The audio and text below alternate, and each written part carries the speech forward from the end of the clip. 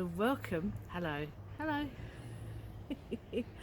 Hello and welcome to the Crochet Chain podcast number 4, and it's for my mystery shawl crochet along, but also I'm going to do my Edinburgh update, my Edinburgh Yarn Fest update, because I have, well, it's been miserable weather. I've been really busy, and I had a cold. I've still got a cold, so I apologise if I'm a bit blah, but I had to do the podcast, and so I had no choice. But last week I had a stinking cold, and so wasn't able to do a podcast about Edinburgh Yarn Fest individually.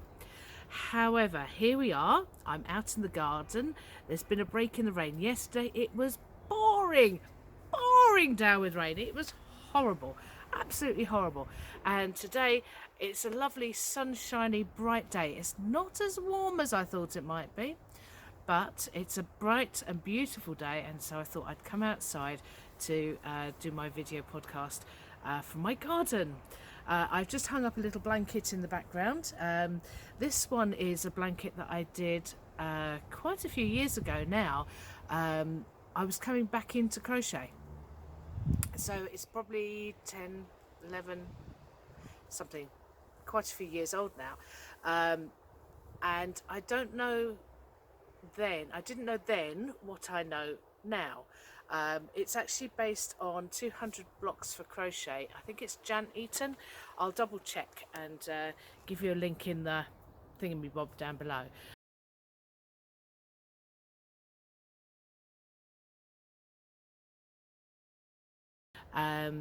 But it's 200 crochet blocks, and I just crocheted lots of different blocks and then did them in random blue colours, all sorts of different yarns, some with wool mix, some not, some all acrylic. Yeah, I didn't know what I was doing. But it's a nice blanket, and I enjoyed doing it, and I think this is where my obsession with bobbles... Oh, hang on a second. I think this might be where my obsession with bobbles started, because I did a border with the colours, and I really enjoyed the texture. I love bobbles. Sorry, I do. And I love the texture of it, and I think I've been a bit fascinated by bobbles ever since. Anyway, shawl number 3 I have around my neck. My purple version, I'll let into secret, is still blocking, so I will be updating in a little while with that. But yes, so this is shawl number 4, and it's the Zena shawl, and I have really enjoyed designing this one. It was a bit of a challenge. The pattern is quite long. It's like 15 pages. I'm just doing the last few tweaks. The actual pattern is about 12 pages. Don't be frightened by that, because there's quite a rhythm to the shawl, and once you get going it's actually quite easy. It's just because I want to give you the best instructions I can, it means that I have to put a bit more detail. So I look a bit frowny, a bit squinty. Maybe that's because it's quite bright out here.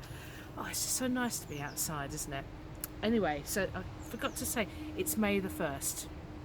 May the 1st. Okay, just so that you know, yesterday in London and surrounds, it was pouring down with rain and really horrible. So I thought, today, out the garden, lovely. So, Edinburgh Yarn Fest. I had an amazing time at Edinburgh. I loved Edinburgh. I just think it's just such a great vibe there. I had got to a point where I was thinking, you know, a lot of these shows, they're very similar. A lot of the wool shows, very similar. What makes Edinburgh different? Why is it different?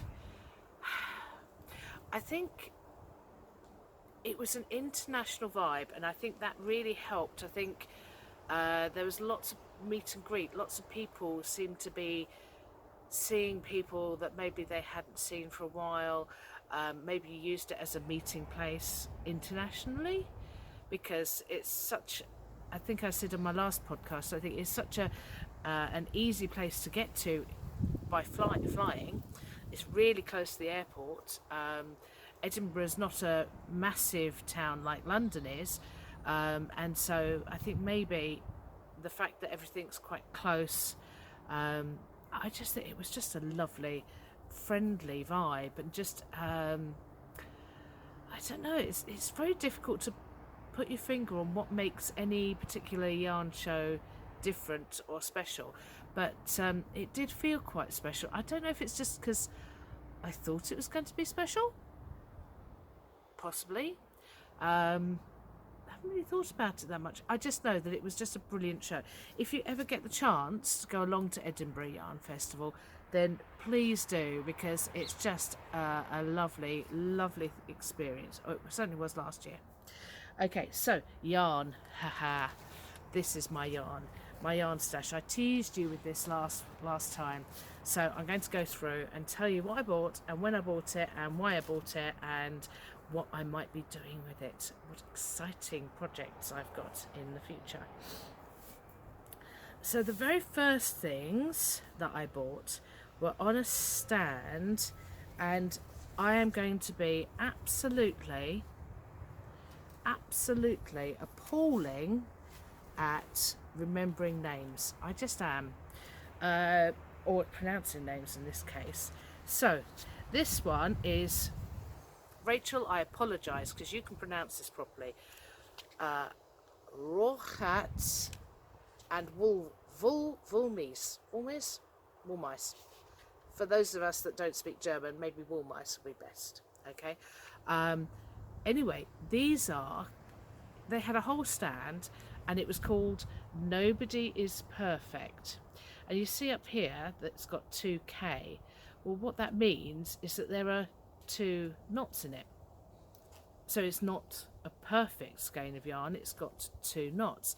But I don't know about you, but that's pretty perfect colour wise. I mean, just look at some of those colours, they are just amazing. I just love the way that they all blend together, and that's very much my sort of colours, purples and greens and blues. I love those.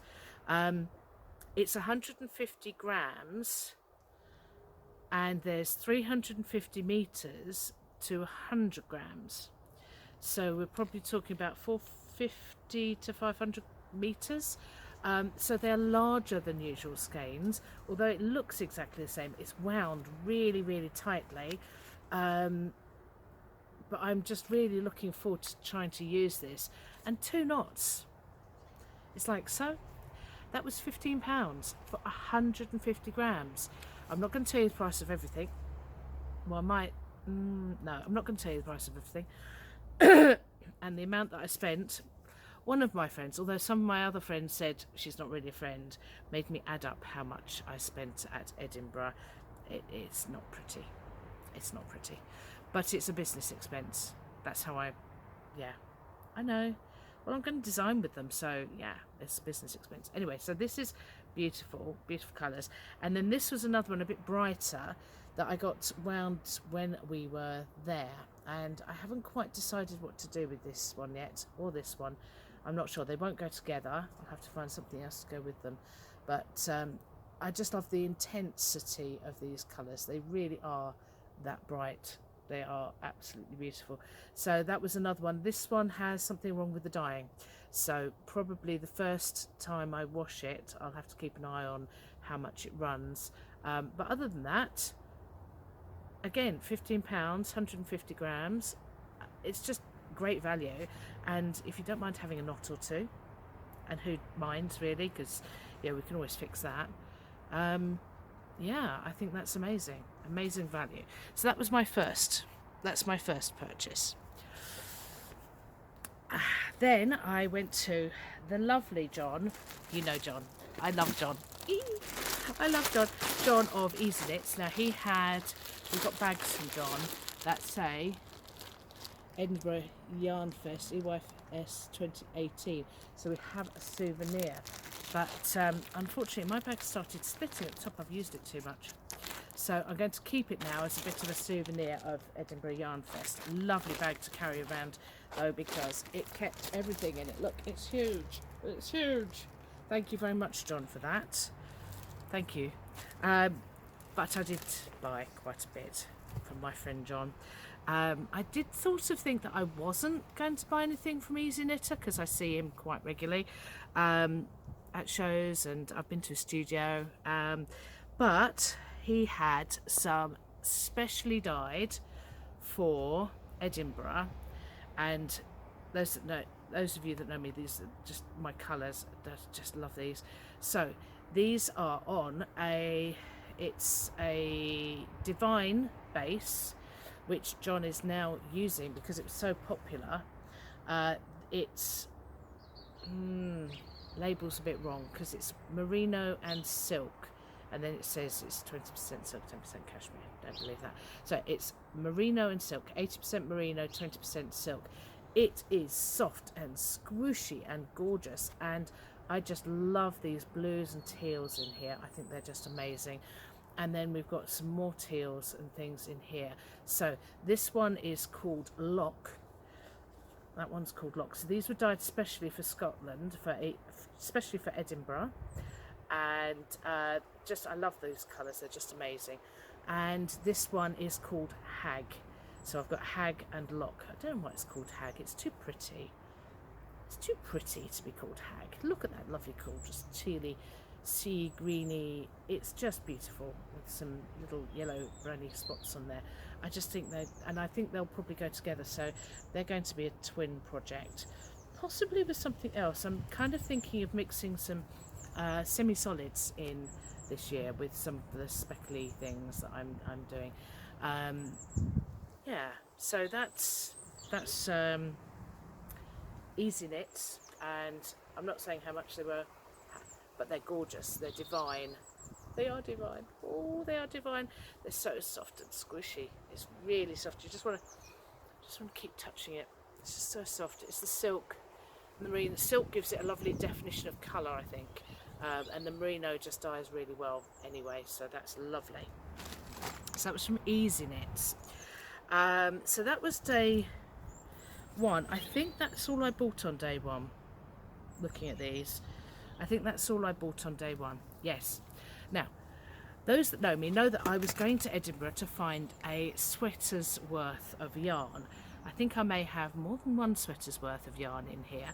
And so I decided there was 3 places on day 2. So we had 2 days. I'll go back.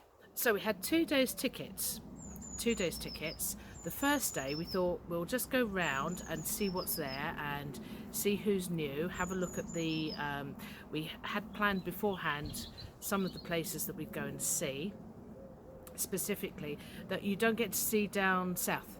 So there's quite a few dyers that only go to the Scottish and Northern shows, and so we thought, well, we'll go to those first.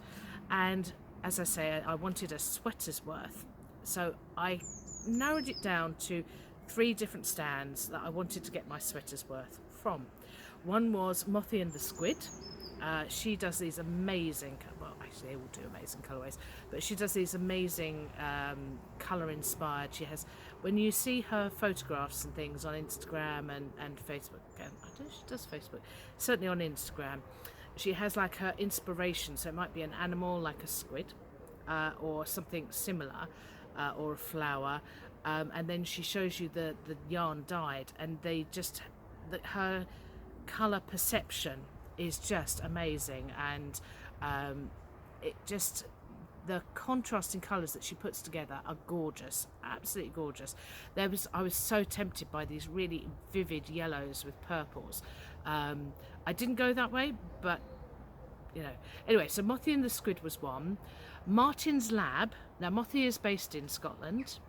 Martin's Lab was number 2, and Martin's Lab is based abroad. Can't remember where now. I know I paid in something that wasn't pounds. Anyway, Martin's Lab had some amazing colours and very reasonably priced, and I thought, well, that's a really good idea, because sometimes when I say reasonably priced, I'm talking 15, 16, 17 pounds, as opposed to 20, 21, 22, 26, 27 pounds a skein.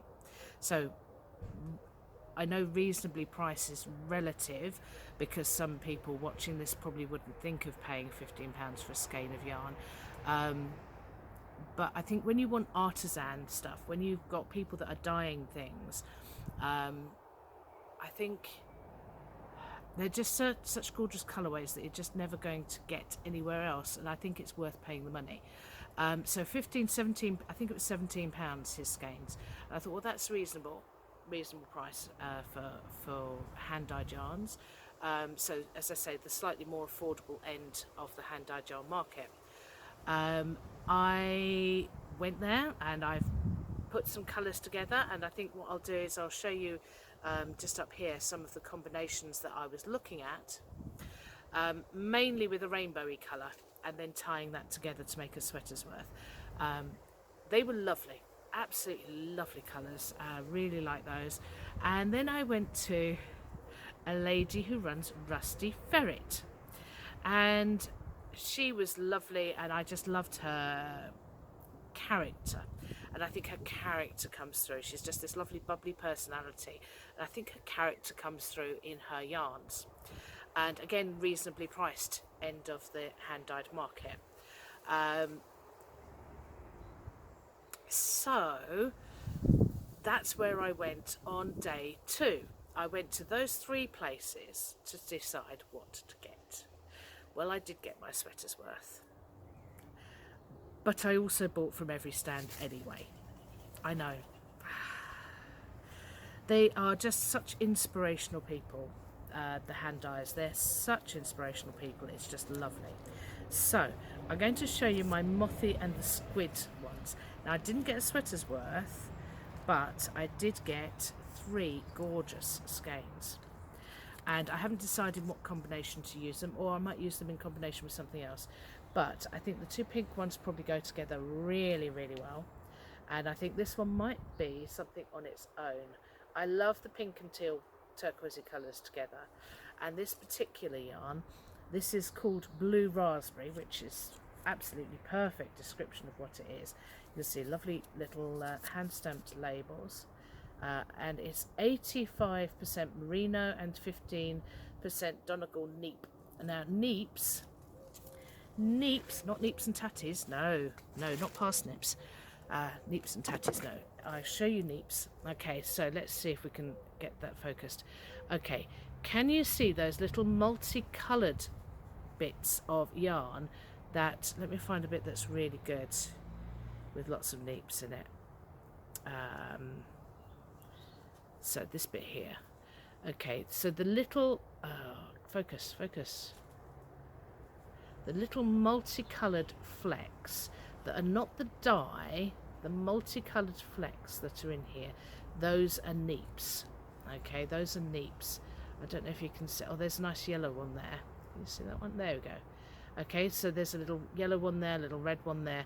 So these brightly coloured little specks, but they're sort of in the yarn before it's dyed, and so it just adds another texture. So Mothy does do this colourway in a plainer yarn, but I just saw this and I just loved the fact that it's got these little multicoloured little hits in there. And so that's Blue Raspberry on a merino and Donegal neep superwash sock yarn, 400 metres to the 100 grams. So that's that one.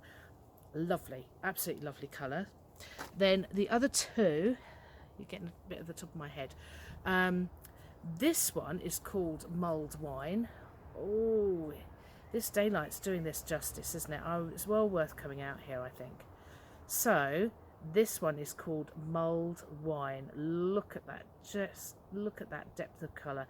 And there's sort of an orangey and purpley and sort of pinky and burgundy, and it's just absolutely gorgeous. Actually, in real life, it's looking a little on the very pink side. It's a bit more subtle than that. This bit here is quite burgundy coloured. okay, but it's not quite looking like that. It's looking a bit pinker. I find this camera doesn't pick up pinks very well. It kind of blows them out a bit. So that's a tiny bit more subtle than it's looking there, but it is absolutely gorgeous, and that's called Mulled Wine. The third one from Mothy, oh, I forgot to say what base. So that is on a, I would say it's a standard 75-25 merino nylon 4-ply sock weight, 420 metres, so good meterage on that one. And then this is the same base, merino nylon 420 metres, and this is called Speckled Amaryllis. And if you think of those lovely pink and white amaryllis, then it just is, it's exactly that colour. It's just lovely, and the speckles are amazing. If you can see there, I don't know how she does this with the speckles. The speckly bits are just lovely, and I just think that's going to look absolutely fantastic in a shawl of some description. So that is Speckled Amaryllis by Mothy and the Squid. All the links and stuff, all the details are going to be in the thingy-bob down below.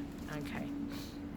So one of the others I mentioned, Martin's Lab, I couldn't not get this skein. Those that know me know that I love my rainbows, and I just had to get it. I couldn't walk away. I did walk away. Actually, I walked away twice and then went back. So this is Martin's Lab here. Okay, Martin's Lab, and it's bouncy merino. So the base is bouncy merino. It's 100% superwash. Sorry, SW means superwash. Superwash merino, and the colorway is called Rainbow Dash, and I'll show you why. Look, it's a rainbow. There's green and yellow, red and pink and blue and orange and all sorts of colors in there, and I can't wait actually to get it out of the skein, because I think it's going to be even better once I get it out of that. It's just such a fun colorway. I can't wait to use it in something, and I'm not sure what to pair it with, to be honest, because there's every colour, including like little neony greeny bits, and there's some teal and it's purple, and it's just delicious, absolutely delicious. And it's a lovely squishy base, and as I say, that was £17.34, I think. And it's just lovely. It's just lovely. It's just a lovely squishy base, squishy merino, bouncy merino, and lovely rainbow colours. Okay, so my sweater's worth. Now, I went round to my friend Julia's house, and she kind of shuffled up all my yarn and gave me some ideas of a different way to use this. So it might be that some of these colours will be being used in a sweater anyway, but mixed up with other ones. We'll wait and see. So my idea was to use some Mothy and the Squid. No, not Mothy and the Squid, just done Mothy and the Squid. Brain, it's that cold. So it remains the cold, I'm still suffering. So the rest of this I got from Rusty Ferret. So this is Rusty Ferret. Okay, that's Rusty Ferret. She gave me a little pin. I'm so lovely. Okay, and this is something called Squished Puddock. Don't know. She's local, by the way. She lives in Scotland. She's Rusty Ferret. She's also called Fluff Shop. So that's there. And this is Doll Yarn, I believe. 4-ply. Everything's 4-ply. Sorry if you like a bit chunkier. I love 4-ply now. And it's superwash 75-25. Superwash merino. Is it going to focus? Yes. 75-25. Merino nylon. 425 meters, so a lot of meterage. Now, I kind of thought that for my size I might need about 5 skeins of yarn, and I've actually got 6, but that was like as a precaution. And this is the first one. So this is Squished Puddock, and what I like about it, I like this denim-y blue. So it's kind of half and half, denim-y blue, and then it's got all these lovely colours that I really like, including a couple of sort of little neon sprinkles, which you'll find out in a minute why the neon-y sprinkles are quite important. So we've got that. So it's quite, I think when it's crocheted up there'll be quite a predominance of the blue. Now I got two skeins that are the same but different. So this is squished products, squished, I can't say it, squished puddock, and it is the same 75-25 merino nylon, 425 meters, so it's the same yarn. This I've untwirled and then twirled again, so you can see what I mean by I think it'll come out with mostly blue with like these little splashes of this other colourways in there. You can see that lovely bit of flash of pink there, and then there's some sort of greeny bits as well. I really like this colourway, and I think this is going to be nice as the sort of the background colour. Okay, so along with those, I thought, well, you know, there's fades are happening a lot in knitting, so I thought, well, we'll try and do some fading. So I've got this colourway, which is Hoka Hoka, and it's, well, you can see the similarities because it's got blue, it's got a few little neon pops which are really pretty, and a bit of purpley colour in there, but I really like this one as well. And white is not my normal base, I don't normally like whites in things, but I think this kind of goes quite nicely next to this. You can see how they're going to sort of tie in together. Okay, and then I went for, so we've got, we're going towards pink. Of course, pink's the best colour, didn't you know? So this one is called Selkie, and it's in the same base, Selkie, and you can see we've got some blues, so we've still got the blues to match up with the other colours, but we've also got, we're starting to get some pinks. These are quite neon-y pinks. I'm quite liking this pink as being quite neon, and so you can see that it's kind of going from there to there to there. Yeah, we can see the colour family kind of carrying on, can't we? Then I went, it's a little bolder, and this one is called Toxic Masculinity. I don't know why. So it's got the pink with some white, but it's a little bit on the darker side. So I'm not sure whether this will go in front or behind the other one. I don't even know now whether it's even going to go in it, but here we go. So I quite like this one because I think it's got some of that same colours. There's a little tiny pop of the fluorescent in there as well, and in that end. So we've got that fluorescent greeny colour coming back in again in there. And then the last one from there, I did say I went a bit over the top, didn't I? 1, 2, 3, 4, 5. This is my 6th skein from Rusty Ferret, and it's called Blush, and it's pink, proper pink. Now I may or may not use it in this because I've been thinking of changing the colours now since Julia had a go with me, but I think this colour is just lovely, and it's a semi-solid, so there's no other colours in it. It's a semi-solid pink. Now along with these, so we've got, I wonder if I can hold them all up for you. If this doesn't work, then I can show you a picture of how it is. Oh, the other way around, that way around. So you can see we've sort of got the bluey colours here, and we've got pinks and blues here, and I think kind of all together with the pink pop, that's going to be rather lovely.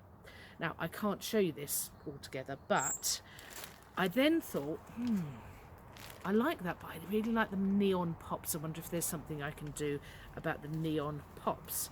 So I went back to my trusted John at Easy Knitter, and I got some pops to go with. And so I'm going to hold these all up, and you'll see why I think these pops are going to work. Okay, so I've got some mini skeins. So I've got about 100 grams here. Well, I've got exactly 100 grams actually, and it's the same base, so it's a 75-25, same base as the others.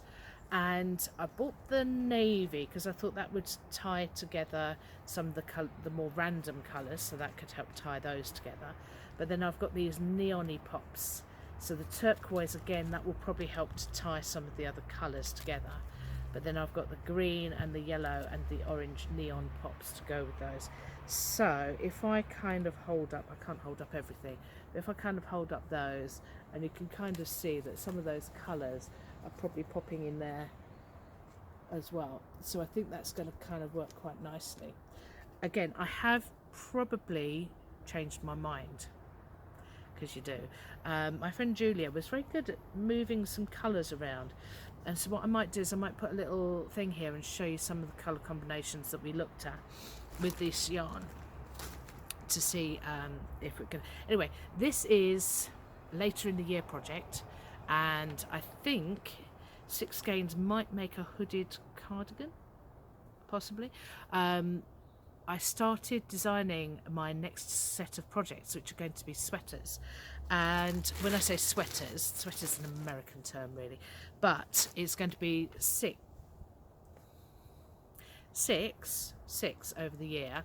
So I'm going to release one sweater every 2 months, the first one in January next year. I know it seems like a long way away, but it's not really. We're May, June, July, August, September, October, November, December. So we've got 7 months before I release my first pattern, my first sweater pattern. And in that time I've got to make it, design, write it, test it, get somebody to test one of the other sizes, possibly get a technical editor in to do it, because I don't have a technical editor at the moment. So possibly get a tech editor in to just double check all my sizing and everything else. So it's a little bit more complicated than shawls. Actually, it's a lot more complicated than shawls. So it'll just take that little bit longer to get everything sorted. Now, my final skein, you know, I talked earlier about the more affordable end of the market and the less affordable end of the market. Well, my final skein was a treat. This is a treat for me, and this didn't come out of the business. This is personal, because I just think this is such a gorgeous skein. And it was from Stephen West's stand, Stephen and Penelope. And it was just, there are some skeins and you look at them and you think, oh, I just can't not get it. It's just so beautiful. It's one of my favourite colours, combined with lots of others, and there is a quality about this that is different to the others. Now, it was my most expensive skein, so it was, you know, I was saying over £20, so it was 20. Anyway, it was a treat to myself. It is the most beautiful colour, and I'm going to show you now. Look, oh, look at that. Okay, so it's a Yushetta. It's Yushetta. Oh, let's focus. Yushetta. It's a merino singles, so it's different to most of the other. Well, it doesn't have a ply as such. It's just a single, and I don't know if this is going to come out at all. So it's just a single sort of thread. So it's not very twisty. So some of these other yarns, I don't know if you can see that. I might put some stills. So that's quite twisty, and this is not. This is very kind of straight looking in comparison. But I just think this speckling here, this speckling is just gorgeous. Just absolutely gorgeous. There's all sorts of colours in there. Darker, lighter, teal, purple, my favourite colours. The white not so favourite, but it just goes in so well with this. And so this is Yushetta Merino Singles. It's 100% superwash merino, 100 grams, and it's the shorter end, so it's 366 metres. I know, all that money, and it's less meterage. It's made in the Netherlands, and it is just gorgeous. I mean, just look at those colours. That is just amazing. The teal is sea green is one of my good colours, one of my favourite colours. And I just think this is amazing. I've yet to decide what to make with this. I might just keep it for a while and look at it and stroke it, treasure it. It's part of it's not my stash, it's my collection. So I have some yarns that are part of my collection, and this is one of those. It's just absolutely beautiful yarn. So apart from yarn, the other things that I acquired, not necessarily bought, but acquired at Edinburgh. Well, a couple of things. So the first one was this. I love this little project bag. Okay, so it's got a lovely colourful hat. I love rainbows and things, so the colourful hat really suits, I think. That was one of the merchandising things from Edinburgh Yarn Fest themselves, along with an Edinburgh Yarn Fest pin. Oh, not that one, hang on. And so this is their kind of usual symbol is the ram's head, and so I bought one of those. I think that's I just love rainbows and things, so it kind of goes. I like that. And I thought I'd get a different project bag thing to pin. So that's my Edinburgh pin and my project bag. Now I also managed to get some freebies. Yay! I didn't have to pay for everything. It was really nice to see. I think it was Cassie from Ravelry, so one of the original founders of Ravelry, and they had lots of Ravelry badges. So whilst you can find me on Ravelry as Diana Benstead, because that's my name and I'm designing under that name, my original tag, if you like, my original username is DBVDubber. DBVDubber. DEEBEEVEEDUBBER. A bit long-winded, I know, but it's actually quite easy when you think about it, because DB is DB, Diana Benstead, my initials, and V-Dubber is because I like driving V-Dubs. Now, I used to have I had two different ones, old bay window Volkswagens, which I loved to bits. The first one got stolen off my drive when I moved to Waltham Abbey. We used to live in Edmonton, and people said, oh, Edmonton, ooh. But I loved living in Edmonton. Now, I had the radio nicked a couple of times from my van, but because it's got the old vans have a quarter light, and they used to cut the rubber, take the glass out, put it underneath, and then nick the radio. So I only ever had cheap radios in there because they kept getting nicked. No problem, because the glass would just needed to get new rubber for the quarter light, and all hunky-dory. I moved to Waltham Abbey, and it was over a May Day bank holiday, quite a few years back now, and it got stolen off my drive, so the whole van. I loved that van. It was a Westphalia, which, if you're into the V-dubbing world, Westphalia vans are one of the really, really good conversions. So then I got another one, which was blue and a different conversion. Didn't like it as much. It was fine, but I didn't like it as much as my Westphalia. So I sold that a few years back, and more recently I have a modern T5. I say modern, I think there's a T6 now, so it's not that modern. That I've had since 2010, and it's not a camper van, but it's a bit more practical than that. It's a 7-seater, which we've used quite a bit, and you can put the seats down and you can put the seats down and sleep in the back, which is what I'm going to do at Walnut Junction 13, which I'll tell you about in a minute. Anyway, so that's why I like V-dubs. I've owned V-dubs for many years, so that's my Ravelry name is DBV Dubber. Okay, DBV Dubber. So also Rusty Ferret had some pins, so I've got a little button pin from Rusty Ferret. I think that's quite cool. It's cute, isn't he? We saw the Grocery Girls, so the lovely ladies, the Grocery Girls that do the podcast, and met the two ladies there. I can't remember their names off the top of my head because I don't really watch them because they do a lot of knitting stuff. But Louise, Lulu, the VFB, she was chatting with them for quite a while, and we've got some pictures of that. So that's lovely. The Grocery Girls, they were lovely. Absolutely lovely ladies in real life. Isn't everybody in the yarning community? I just think everybody is really just lovely. Now, Emma got to meet Countess Ablaze, and there's been a whole thing going on, if any of you know about it, with the Countess Blaze and some charity thing, and she was meant to donate yarn, and it was going to give her more exposure, and they were quite condescending about the knitting community, and so head over to the Countess Blaze to catch up on the blog. I'll put a link down there. Anyway, she created a yarn which she did for charity, and she's donated, I think, as it stands, about £3,000 to this charity from donations from this yarn. And there was two.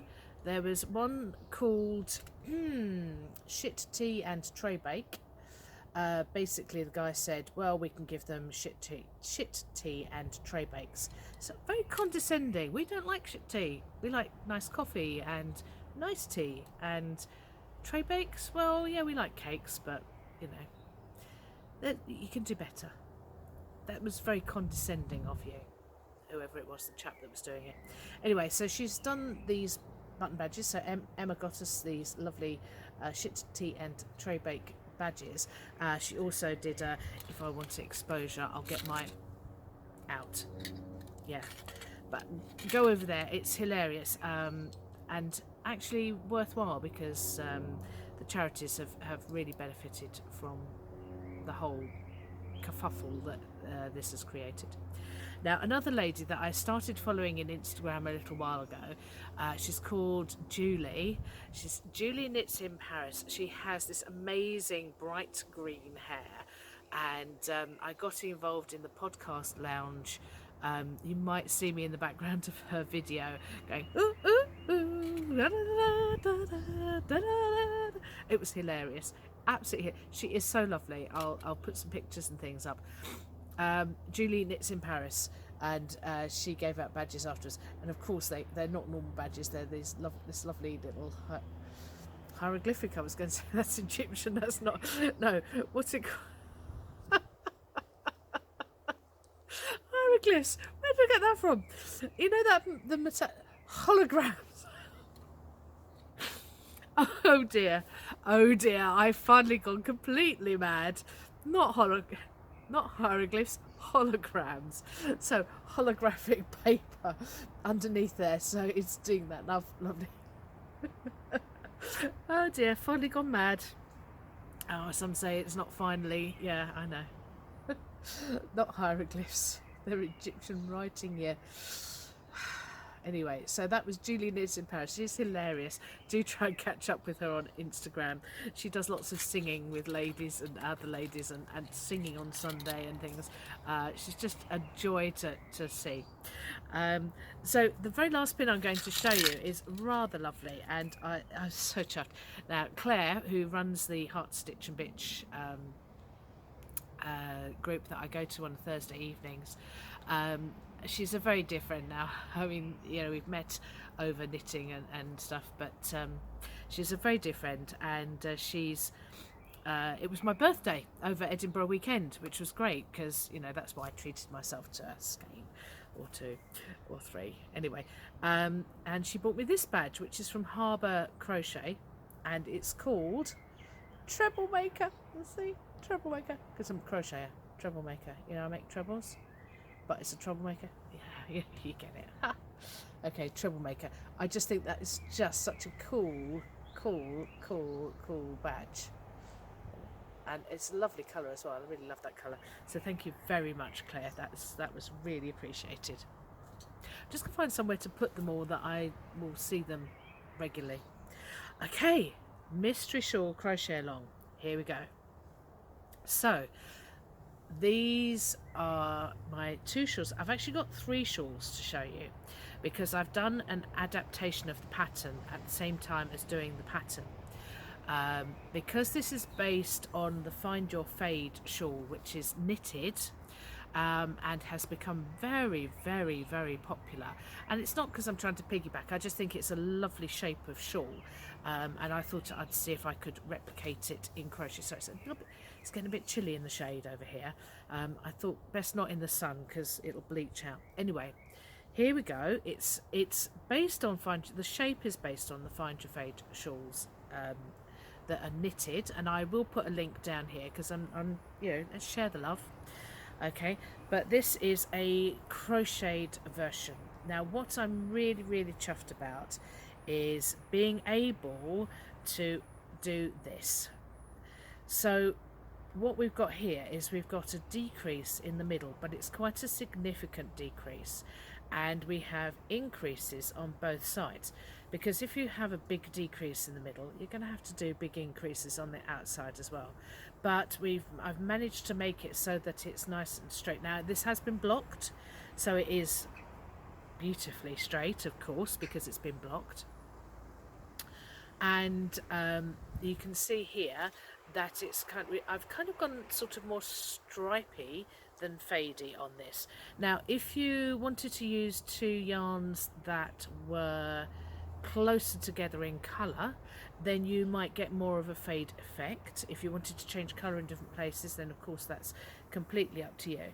But so this is the shawl. So we start off at the point. Now yeah, it was really difficult to work out this point, because I'm trying to increase and decrease at the same time, so that I've still got this inverse V going on, even right down, almost right down to the point. I think there's the first 3 rows.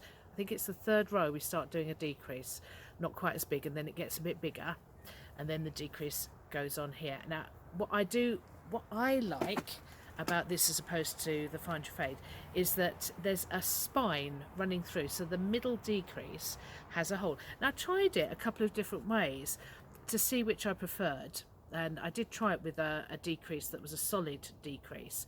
It's not that I didn't like the effect, but I think I prefer this effect. Does that make sense? It's not that it wasn't nice, it was just that this was better, and I think this makes this lie flatter as well, rather than having a big decrease. So you can see it quite clearly in that plain section. So it does run through the lace section because it's done in exactly the same way all the way up, but you can see it much more defined, particularly there when I've got a dark colour behind. So you can see this little spine that runs through, and it's quite a large 2 skein shawl, okay, but it does this, and then at the end it kind of goes off into a point here. Okay, so I am actually loving this shawl now that it's done. My original one, which I'll show you in a second, the purple one, this one is my tester's shawl. So this was made for me by Rachel. Thank you, Rachel. It was Aaron Handmade. She tested this for me. She has quite a loose tension, so I'm sure she probably used a smaller hook than I recommended, but to get gauge. Now I like to use as much as possible of the yarn, so these shawls are designed so that there's not much yarn left over at the end. So it's not the tension is not important, in that it doesn't really matter because it's a shawl, so it doesn't matter what size it is, but I don't want you to run out of yarn. Okay, that's not good. I already did that. I don't want you to do that. I actually shortened or started to decrease earlier on this pattern, on the tested pattern, than on my original. Now I'm going to show you my original. Now these two, the green one and the purple shawl, have both been made with mint bee yarns. So here we go. This is mint bee, the lovely Marie at Mint Bee, and she does these amazing luxury yarns at really very reasonable prices. So we're talking, these were, and I'm going to get my little notes out. Actually that's quite good because it shows you the shape of the shawl there. You can see the shape that it's going to be.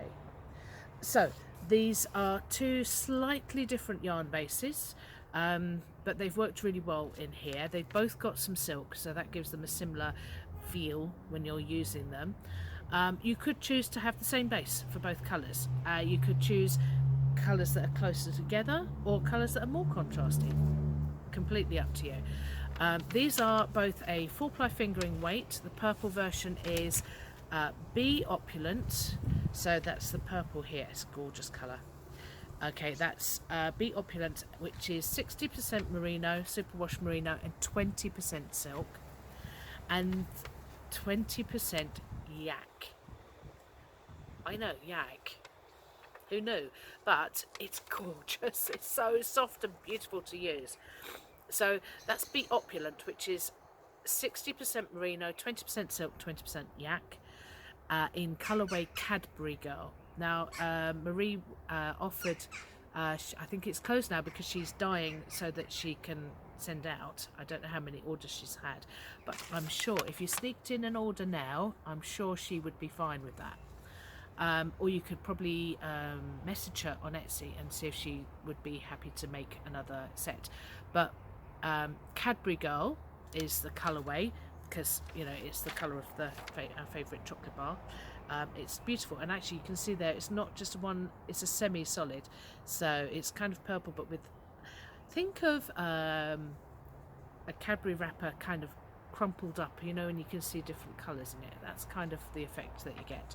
And it's contrasted with Be Scrumptious, which is 80% merino and 20% silk. So both have got 20% silk. One's got slightly more merino. And it's the high twist silk. And so that's the Ella colourway, which is just so pretty. It's got some purpley bits in it, so that's why I picked it, because it kind of matches with the little purpley bits. But it's also got like little rainbows, and it was lovely to crochet, because as you're doing it, it sort of changes colour. Each little thing changes colour.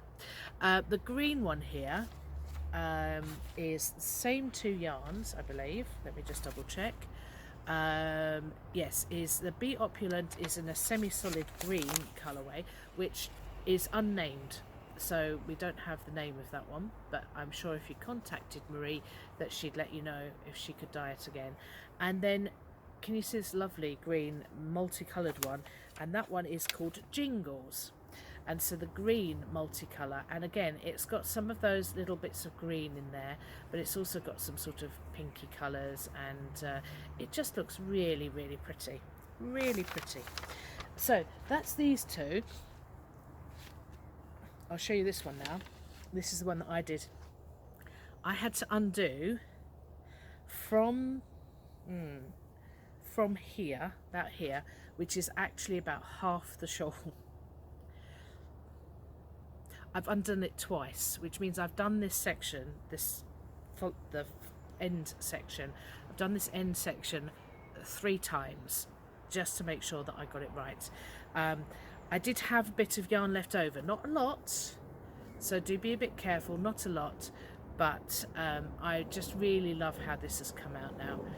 I'm really pleased with it. My original version had an extra thin stripe because I ran out of yarn, and so I've pulled it back so that I know that there's going to be enough yarn, because I don't want you to run out. Of course, if you use some skeins that have got 400 meters or something like that, then you won't have to worry, because you've got 20 odd meters extra. Okay, so this is the Zena shawl, and it's just, I'm just loving it. You can't really see the whole effect here. Let's hold it the right way up. You can't really see the whole effect here, but it's just lovely, and you will see some pictures later.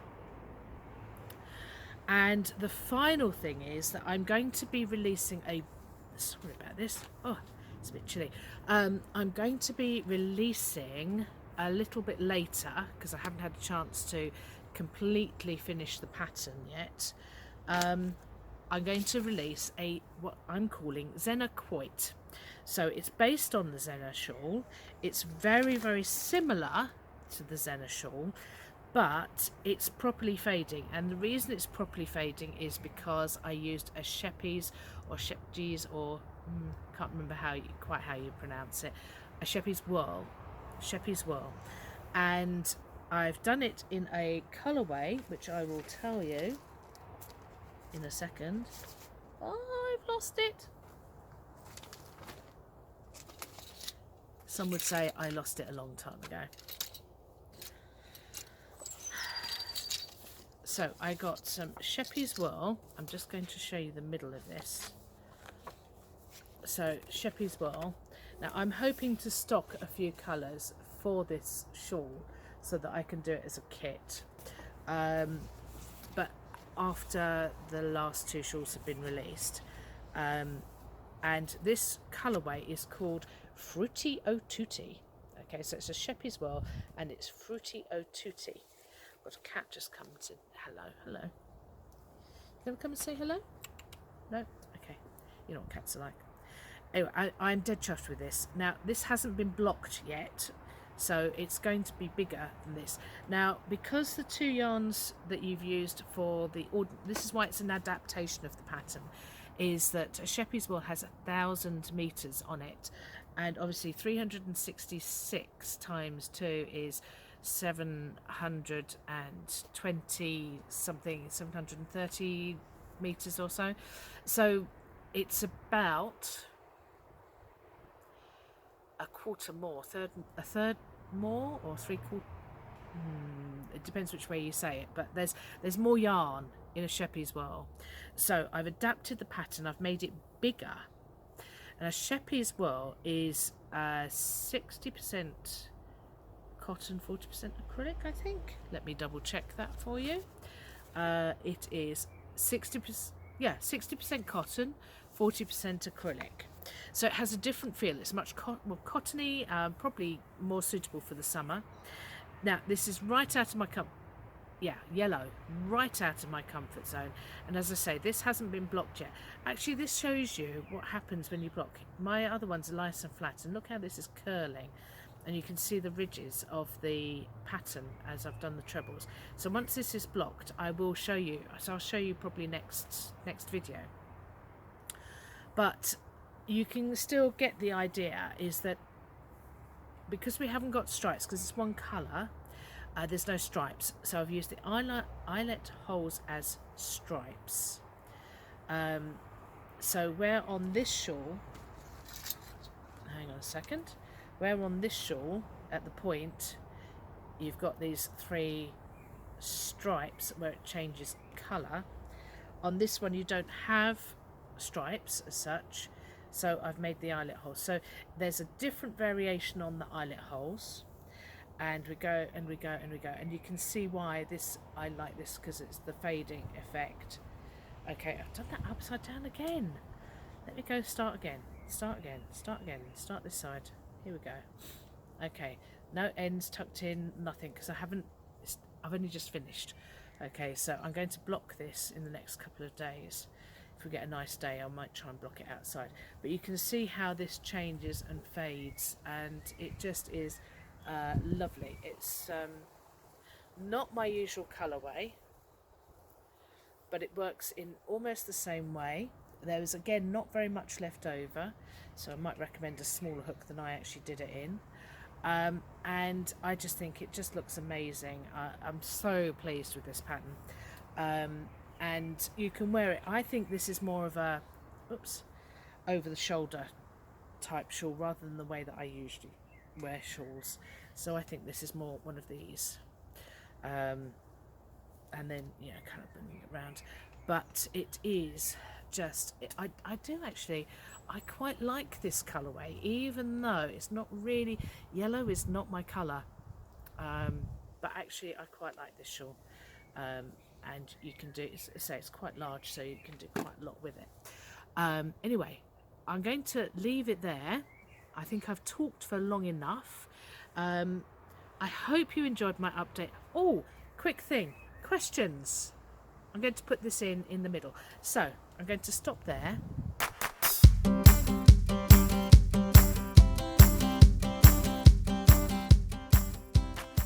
I'm going to do a little section, question corner, and I had a question last month about what is a sushi roll. So I was talking about shawl number 3, where I'd used a sushi roll as the main body of the shawl, and 2 different other colours. Now, a sushi roll, I think, is John from Easy Knits. I think it's his specific brand name, if you like. So what it is that you get some yarn, okay, and there's been a lot of really nice sort of gradient yarns and things being brought out. Some are better than others, some are not quite as good, some are mixed colours but not really gradients. The Sheppey's Well that I will talk to you about a little bit later in the podcast, that's a gradient yarn, and that's done by tying in different coloured threads at different points so that you overlap, so you have like one colour and then with 6 threads, and then one of the threads colours is changed, and then 2 of the threads are changed, and 3, and so on until the original colour disappears and then a new colour comes in.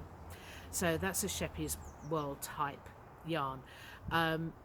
What the dyers are doing to create gradient yarns, so that's where a yarn goes from one colour gradually to another colour. So if you imagine that most skeins, and I'm just going to grab a skein here, a mini one. Okay, so if you imagine a skein of yarn, this is a mini skein so that I can show you better. So if you imagine that in a skein you've got this loop of yarn. Oh, now I call these skeins. I don't know what other people call them, but I think this is a skein of yarn. Okay, where it's not in a ball. You can't crochet straight from this. You have to wind it into a ball. So that's why we have these things caked up. Okay, so this is wound into a ball from a skein. The old-fashioned way was when you had your hands out and, you know, your nan or whatever would hand wind the ball whilst you were doing this with your hands, so to get it. So this is an ordinary skein of yarn, and so it's a big old loop. Okay, so it's a loop of yarn, and as you can imagine, if you were trying to do a gradient in a loop, it's just not going to work, because if you start here and then colour and colour and colour and colour and colour, it's going to change every time you pull the thread round. So it's going to be speckled. It's not going to be a gradient. So to get round this, what people are doing is doing what they call sock blanks. And a sock blank is basically you take your yarn and you make it into a strip of knitted fabric.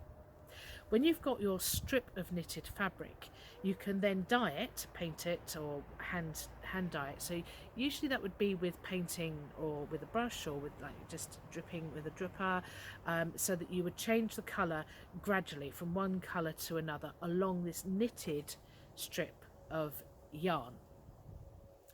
Now you can have one thread in your knitted strip of yarn, or you can have 2 threads in your knitted strip of yarn. So a single sock blank has one thread all the way through, so it goes from one colour all the way through, all the gradient or rainbow or whatever you decide to dye it, it would go all the way through to the last colour. When you've got a double, that's doing that twice. So the reason you would have a double sock blank, and I say sock blank because you'd usually use it for socks. So a sock blank with 2 strands will have the same graduation through it, so that you could do 2 matching socks. 2, that's 4. 2 matching socks. So you'd have a double sock blank. So that's a double. John calls them sushi rolls because of the way that he twists and turns them, and I'll put a picture up, or a flash picture up, so that you can see a picture of a sushi roll. So if I use any terminology, please don't be afraid to ask. I'm ever so happy to explain. And if you think that I haven't explained it well enough, then let me know and I will try it again. But so a sushi roll is John from Easy Knit's version of a sock blank. So you might see sock blanks for sale on other hand dyers, but mainly it's used to create these gradient yarns. So sometimes the people that do these gradient yarns, they don't leave it as a sock blank and sell it that way. John does, he leaves it like that, but other people wind it. Now if you wind it, then obviously you're going to pay that bit more. And the other thing is, because each of these sock blanks are quite labour intensive, they tend to be a little bit more expensive than the standard skeins of yarn that can be done. You know, you can have several doing the same colours at the same time. When you've got a sock blank, you've kind of got to do one at a time, so it's a bit more labour intensive, so that's why they're a little bit more expensive. You're paying for the artist, the yarn artist, to create this gorgeous colourway that you have fallen in love with, because you do. So sock blank, double sock blank, and sushi rolls. Hopefully I've explained that fully enough.